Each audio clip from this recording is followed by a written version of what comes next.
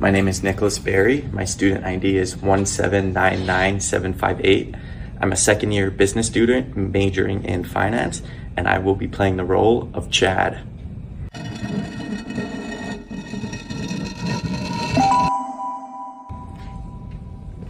My name is Ryan Coble. My student ID is 1835116.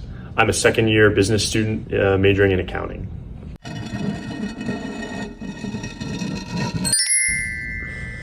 Hi, I'm Brendan McClurg. My student ID is 1800645. I'm a second year business student majoring in finance, and I'm going to be playing the role as a colleague.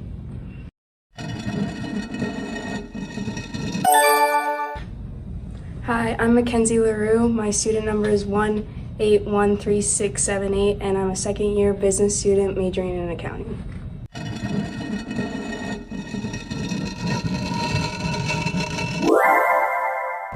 Hello, my name is Todd Chikrin, student ID number 1807486, and I'm a second year business student majoring in accounting.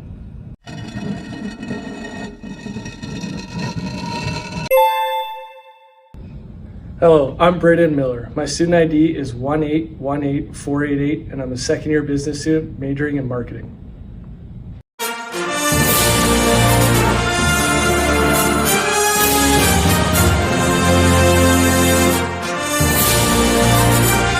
The scenario.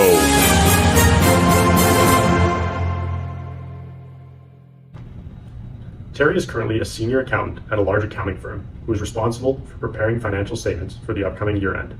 As Terry finalizes the final reports, his CFO, Chad, calls him into a meeting to discuss the year end report. While in the meeting, Chad asks Terry to delay certain expenses until the next reporting quarter. To make this statement appear stronger, the CFO explains that delaying the recording of the expenses is necessary to meet investor expectations. Chad goes on to say that this is a minor adjustment to the records and that these expenses will show up on the next statement. Therefore, there should not be any major concern. After leaving the meeting, Terry feels conflicted about this situation. Terry knows that delaying the expenses to the next reporting quarter goes against the generally accepted accounting principles and could mislead investors, stakeholders, and lenders. If the fraudulent adjustment is discovered, Terry understands that there could be harsh consequences, such as loss of investors, personal liability, legal risks, and even damage to the company's reputation. After reflecting upon the risks of this situation, Terry is unsure how to navigate this dilemma while dealing with unethical pressures from a leadership position. Terry does not know how to maintain the statement's accuracy with the company's financial health without retaliating against the CFO. Terry questions if he should confront Chad directly, bring the situation up with a coworker, or simply comply with the directions of the CFO. Let's see how this plays out.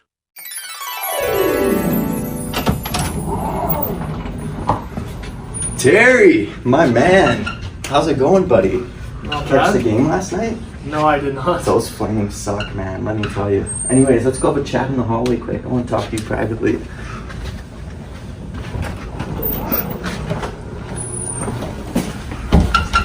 Here, come have a seat, Terry. Let's have a little talk. So listen, the investors aren't very happy right now. I need you to do me a big favor. I need you to delay a few of the expense reports until next quarter.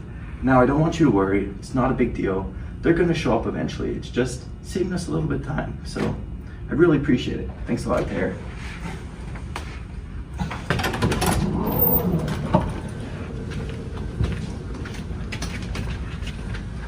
What was that all about? You just wanted me to alter a few things, but it's not a big deal. You sure? Yeah, I don't think it's going to be bad. You gonna do it? Yeah, I probably will. Alright. Good luck, I guess. Thanks.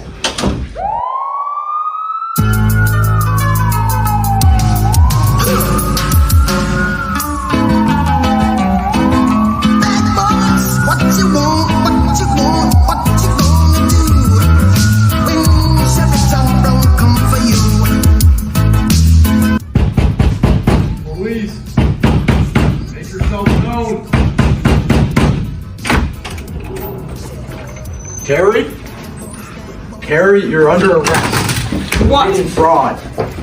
You're going to jail for a long time, bub. What? Dad! You didn't follow GAAP, and now you're paying for it.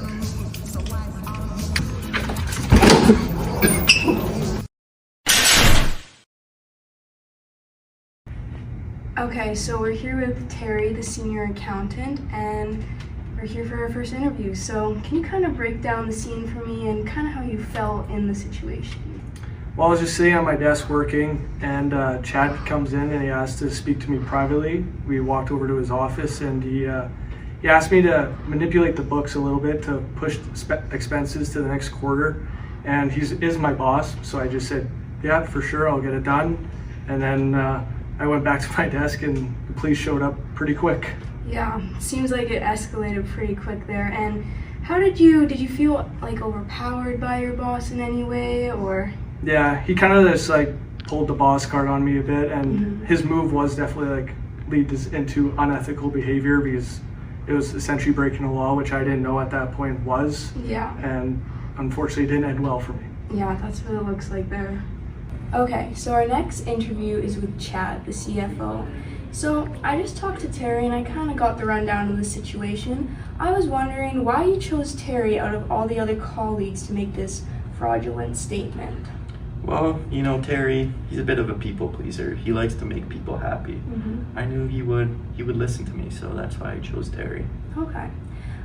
Did you think your leadership style was unethical in any way? Because after talking to Terry, he kind of said he felt overpowered and kind of like he had to do it to please you and the business as a whole. You know, at the end of the day, Terry's a big boy. The decision was his to make these adjustments to the books. So I don't feel bad. Terry got what he deserved. Okay. Okay, so for our next interview, we have two of Terry's coworkers here, and I'm gonna ask them some questions because they're kind of an outside view on this situation. They kind of saw the whole thing play out, so I'm just gonna ask their opinions on it. So based on this situation, I really feel like it falls into the 4 self-awareness archetypes. These archetypes are based on the level of external and internal self-awareness. So the question for you guys is, based on the situation, do you think Terry fell into the category of introspector, being aware, a seeker, or a pleaser? So can one of you just talk about that, please? I think in this scene, it's pretty clear that Terry was a pleaser, as he was just kind of giving in to the CFO's demands and not really like voicing his own opinions. He was pretty quick to just say yes when he should have been more demanding and voiced the correct opinion. Yeah, I think a lot of people would agree with that. So my next question would be, out of these 4 archetypes, like where would we want Terry to fall into, like for a future situation? I think he should have been more aware. He should have stated his values and his mission to Chad in the first place, instead of kind of falling into Chad's pressure and doing what he wants. Yeah, I really think that he should be more aware in future situations. Wow, that scenario went poorly. Now let's see an alternative approach. Come have a seat, Terry. Let's have a little chat here. So listen, the investors aren't very happy with me right now. I need you to do me a big favor. On the expense reports this quarter, I need you to delay a few. Put them in next quarter. It's not a big deal. They're showing up eventually. Just a tiny little adjustment I need you to make. No, that's a big deal, Chad. I am not doing that. It's not a big deal at all, man. I'm your boss. Just listen. What do you mean? I am not doing that. Terry, I'm your boss. You have to do what I say. I don't care if you're my boss or a colleague. I'm not doing it. Terry, get out of here. You're fired. Fine by me. So we got Terry here, and it looks like he just got out of the meeting with Chad, but things led to an argument here. Can you kind of break that down? Yeah, I'm pretty clear with my values within this job, and my communication skills weren't the best in the meeting, and I let my emotions get the best of me and led to a very heated argument and ultimately got me fired. Okay, so would you say better communication could have led to a better outcome? For sure. Okay. I just talked to Terry about that argument. I kind of wanted to get your point of view on it and just see how it went for you. Well, I thought Terry's communication was just terrible in that meeting. He just refused to cooperate. They didn't give me any reasons why. He really left me no choice but to fire him after that argument we got into. Jeez, yeah, that's not great. So I'm back here with 2 more coworkers, and they kind of heard the argument going on between Chad and Terry and kind of saw it wasn't the best communication. And this touches on the 4 C's of communication: clarity, coherence, control, and credibility. And I'm kind of just going to ask them how Terry could have improved his communication. So do you want to touch on clarity and coherence, please? Yeah, so I think their communication was the biggest downfall of their situation there, and I think he should have used clarity to be a bit more clear and concise in his message so he could effectively communicate to Chad about why he can't follow his orders. I think he should have been a little bit more cohesive too and have more coherence so he could logically lay out his arguments so that Chad could understand why he cannot follow the orders, why Terry can't allow it. Yeah, I think that would have really led to better communication. So do you want to touch on control and credibility? So I think that he could have portrayed better control if he had used facts and figures to support his argument. This would have allowed him to show the CFO why he shouldn't be altering the books. And then for him to display credibility, he should have improved his use of his expertise and his goals in order to show the CFO why he can't alter the books. Yeah, I think using the 4 C's of communication really would have helped the situation and led to a better outcome. That scenario did not end well either. Perhaps let's see another alternative approach. Alright, come have a seat, Terry. Let's have a chat quick. So listen, the investors are not happy with me right now. I need you to do me a huge favor on the expense reports this quarter. I just need you to delay a few expenses until next quarter. It's not a big deal. They're showing up on the expense report anyways, so yeah, it'd be really great if you could just do that for me. Okay, I'm a little uncomfortable in this situation, so I'd rather be okay to take some time to think over of what I would like to do. Okay, that sounds good. We can do that. So I just got out of that meeting with Chad, and he asked me to delay some expenses to next quarter, and I'm not sure what I want to do. I wouldn't do it, man. It goes against the firm's integrity, so many policy and procedures, and it's just not worth it in the end. Yeah, I don't think you should listen to him. Like, you shouldn't break the rules and be unethical like that.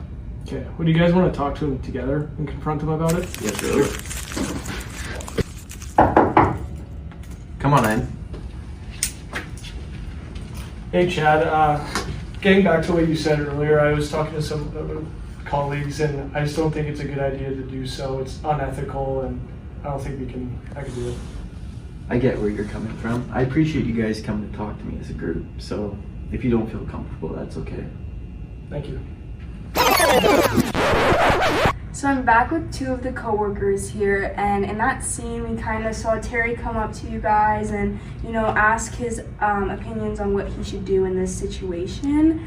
This kind of touches on the concept leading as a rule follower, and so what does that concept mean to you as an accountant? Yeah, I think as an accountant, it's really priority number 1 to follow the rules precisely. Okay, and anything else? Yeah, as accountant, there's so many policies and procedures you gotta follow, and there's so many consequences that can happen if you don't follow these like strict rules. Yeah, so do you think Terry made the right decision confronting you guys and then you guys going to Chad together? Oh yeah. I think you did, yeah. Yeah, I think you're stronger as a team, so once your boss sees that, I think it kind of changes his mindset a little bit. And I think you guys had a great outcome because of it, so perfect. Thank you. Oh boy, what a treat! We have learned so much from this experience. It seems like that last scenario worked perfectly. Now let's see if we can summarize what Terry did in order to perfectly handle his dilemma.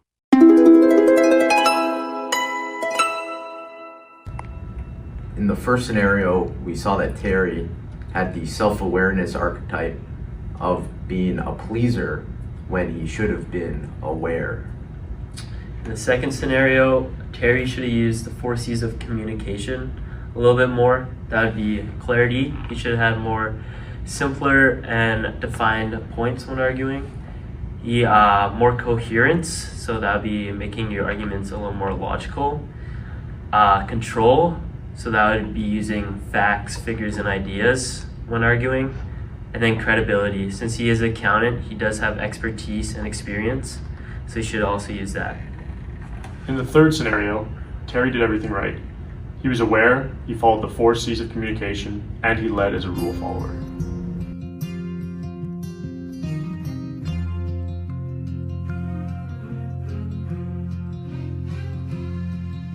A child arrived just the other day. He came to the world in the usual way, but there were planes to catch and bills to pay. He learned to walk while I was away, and he was talking for I knew it. And as he grew, he'd say, I'm gonna be like you, Dad. You know I'm gonna be like you. And the cat's in the cradle and the silver spoon, little boy blue and the man on the moon. When you're coming home, Dad, I don't know when, but we'll get together then. You know we'll have a good time then.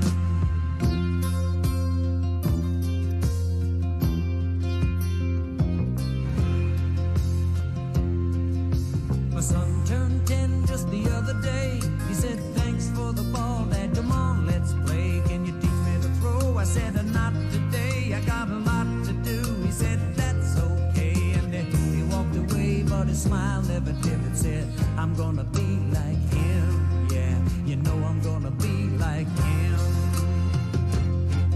And the cat's in the cradle and the silver spoon, little boy blue and the man on the moon. When you're coming home, Dad, I don't know when, but we'll get together then. You know we'll have a good time then.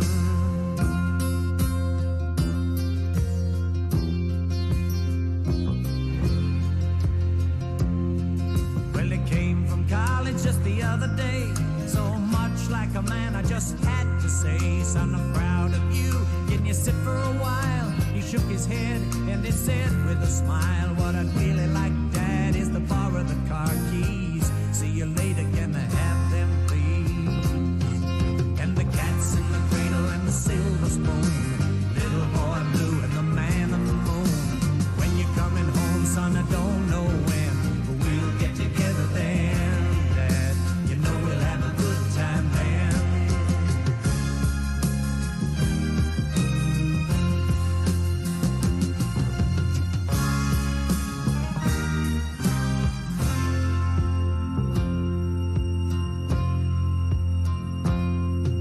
I've long since retired, my son's moved away. I called him up just the other day.